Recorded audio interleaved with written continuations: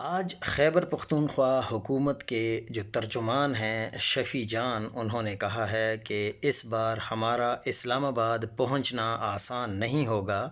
ہم 3-4 دنوں میں پہنچیں گے، ہمیں موسم کو بھی دیکھنا ہوگا۔ ابھی سردی بہت ہے، پچھلی دفعہ بھی ہمارے 14 کارکنان شہید ہوئے اور اس دفعہ آر یا پار ہوگا۔ لیکن ہم تو یہ مشورہ دینا چاہتے ہیں کہ اسلام آباد جانے کا فیصلہ ہی غلط ہوگا، کیونکہ حکومت پہلے ہی یہ اعلان کر چکی ہے کہ اس بار ہم اس سے زیادہ گولیاں برسائیں گے اور اس سے زیادہ سختی کے ساتھ پیش آئیں گے۔